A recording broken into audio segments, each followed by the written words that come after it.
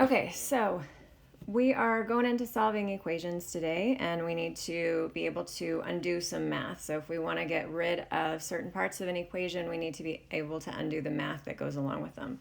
So we're going to think about opposites. If I add something, the way that I'm going to get rid of that something is to subtract it. So the opposite of addition is subtraction. Then at the same time, if I take something away and I decide that I want it back, or vice versa, the opposite of subtraction is addition. Whoops.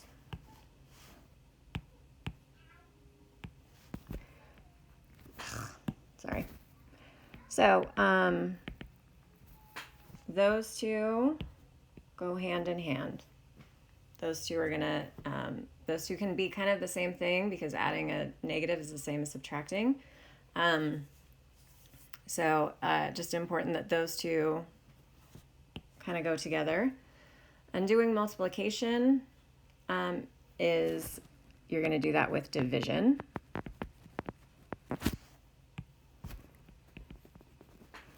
And on the other hand, undoing division with multiplication.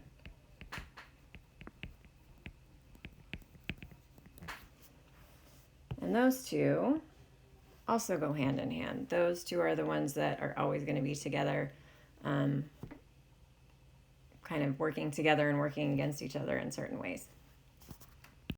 I also want to review just a couple of ways that, and I'm already recording this, so we're good, a couple of ways that you might see multiplication. So if I have 3 times 4, I might see it like that. In this class, we're not going to see it with that little X symbol very much because it looks a bit like an X, and we're going to be working with X a lot more these days. So I might see it as 3 parentheses 4. That also equals 3 times 4. You might see it with the dot.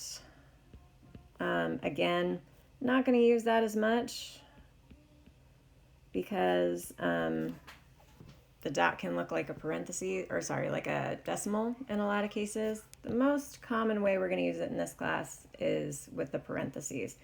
If you have no symbol between here, no plus or minus between that 3 and the 4, that tells you that you're multiplying 3 times 4. Something else to be aware of, if I have 3x, that means 3 times x, which is likely an unknown.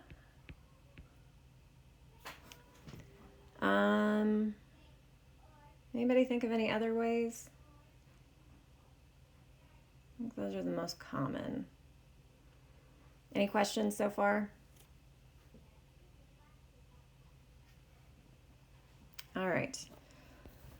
So division, if I have 5/2, that is 5 divided by 2.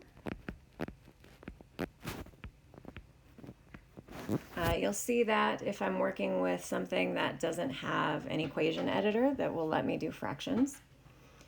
You might see it as 5 and then the division symbol 2, also 5 divided by 2.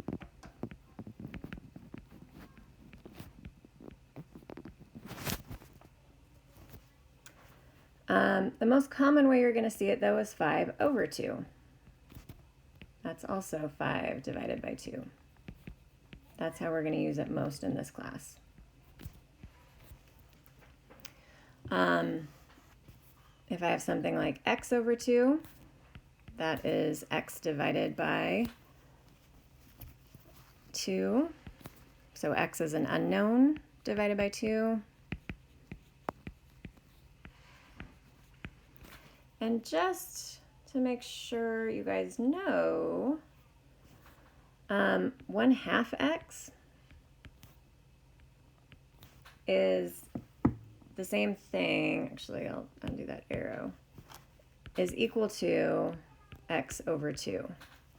So these two can be written either way, which means you can also undo them either way if you're solving something like that.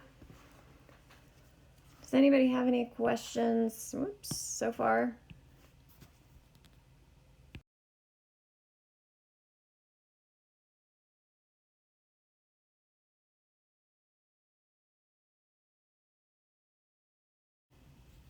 So on this first one, 4x equals 28. That's the same as 4 times x. And what we did a couple slides back was to talk about how you undo multiplication with division. So scooch this over. This looks very different on my screen than it does on yours. So I'm going to divide both sides by 4. And so what I have here is 4x divided by 4. And over here I have 28 divided by 4. It's not really necessary to rewrite this step. I just want to talk about it. So if you take 4 divided by 4, that gives you 1. So what you're left with here is 1x. 28 divided by 4 is 7. And so 1x, we're trying to get 1x alone, a single x by itself. 1x is the same thing as x, so my answer here is x equals 7. And really, if I'm doing this and I'm showing my work, I can go from writing this step to my answer. This step is more to just explain what happens in between. And I'm going to make a quick note here. That means divided by 4. On the x minus 5 equals 9, the opposite of subtraction is addition. So I'm going to add 5 to one side of the equal sign, and I'm going to add 5 to the other side of the equal sign. So what I end up with here is x, negative 5 plus 5 equals 0. So x plus 0 equals 9 plus 5 equals 14. So again, this is a step you don't really need to show. X plus 0, the reason we're doing this is because we want to get the numbers away from this x. We want to get x by itself. X plus 0 is just x. Any number plus 0 is just going to be that number. So this is x equals 14. So again, if you're showing your steps, this step you can skip. That's not necessary for you to show that. Just for the purposes of teaching. X plus 12, which looks rather crooked, equals 20, opposite of addition. Subtraction, so I'm going to subtract 12 from both sides. Remember, once when you're adding or subtracting, it's once from both sides of the equation. It's not that tricky today with the one-step equations. As we get into more complicated or more extensive ones, it's important to pay attention to. So again, this is going to give me, if I give you $12 and I take it away, that's going to give you 0. So x plus 0 equals 20 minus 12 is 8. So this is going to be x equals 8. The last one is the one that tends to trip people up the most. This is x divided by 6.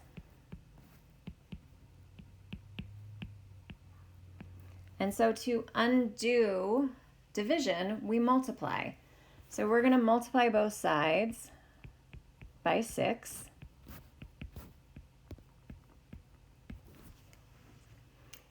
And the reason this works is because this will give me 6 times x over 6.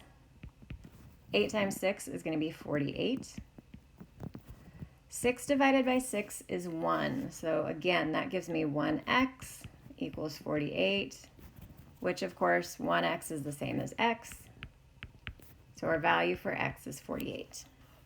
Again, these steps here you can leave out. Just more for teaching purposes. Any questions on any of those 4 equations?